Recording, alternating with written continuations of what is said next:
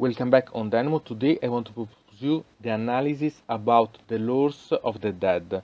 That it's about the wizards that are in the battalion Legions of Nagash.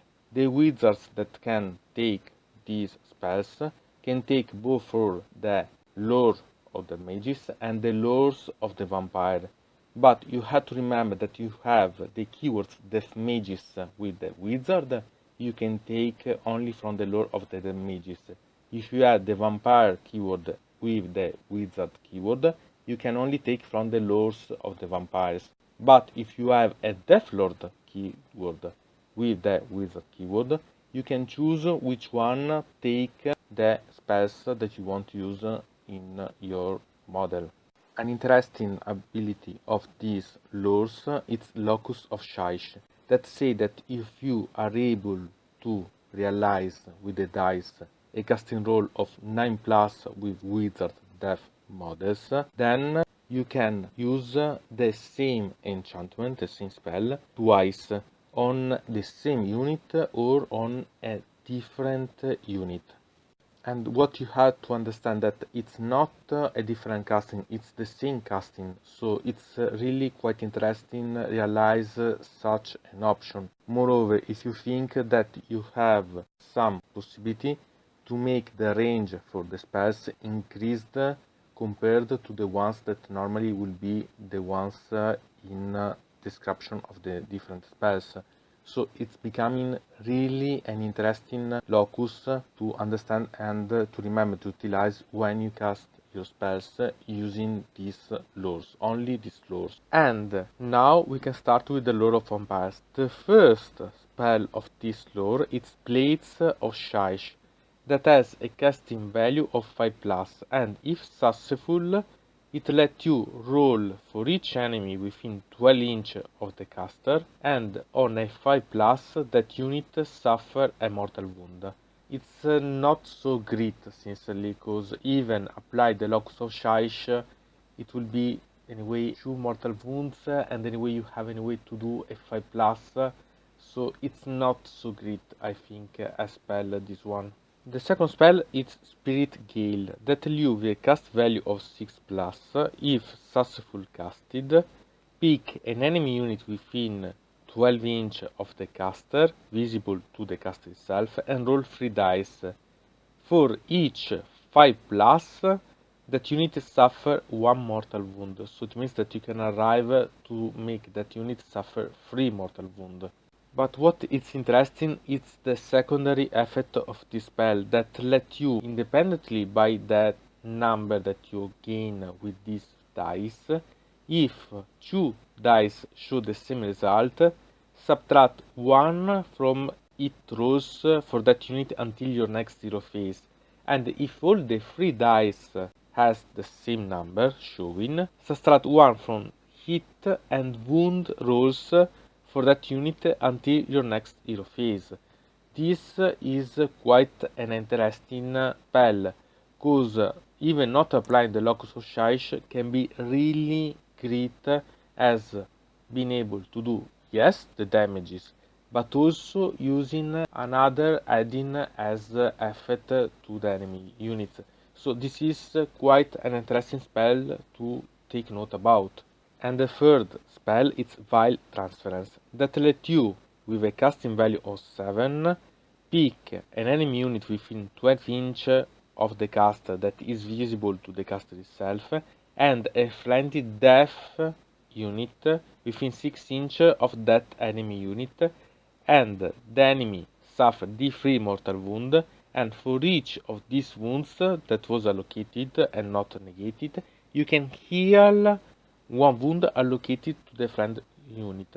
So it's quite interesting if you have big units, I mean units with a lot of wounds, because in that case you can heal them, and this can also be applied to units that are not the keyword summonable, so that can't be healed with the normally available Deathly Invocation or the Grave Sites. So it's quite an interesting spell to remember to use about this. The first spell is Amethystine Pinions, that let you with a casting value of 5+, to add until your next hero phase 5 inch to the caster's move characteristic and make it fly.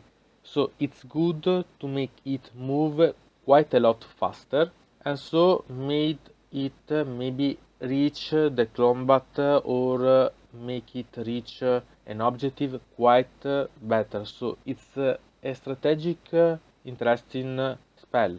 The fifth spell is Soul Pike, that has a casting value of 6, and if successful casted, you can pick an enemy unit within 18 inch of the cast and visible to it, and until your next hero phase, after a unit is subjected to this spell, when that unit makes a charge move, you can roll a number of dice equal to the result of their charge roll. So more the charge roll is higher as number, more dice you throw, and for each 5 plus that unit suffer 1 mortal wound.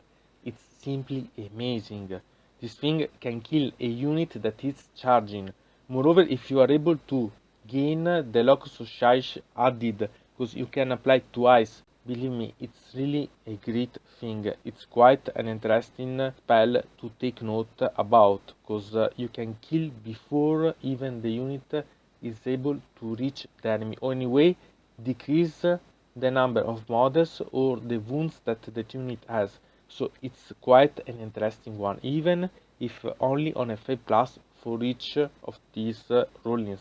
The sixth spell is Amaranthine Orb, that let you, with a result of 7 on the casting value, pick a point on the battlefield within 12 inch of the caster and draw an imaginary straight line of 1 millimeter wide. So now you can also understand how thick is this line. And remember that it is to be a straight one, so the closest from the caster, so it's not something that you can make a bit developing line. It has to be a straight one. And roll a dice for each unit, friendly or foe, so you take both, except the caster itself, at least that it will be, obviously it will be done. And on a 4 plus, that unit suffer d6 mortal wounds. So it goes to become quite interesting. Moreover, if you are able to cast it on the side of the opponent's army, so it's quite an interesting one. Moreover, even if it's not certain the damage and also the amount of damage that you are able, anyway you can pick more units if made in the right way.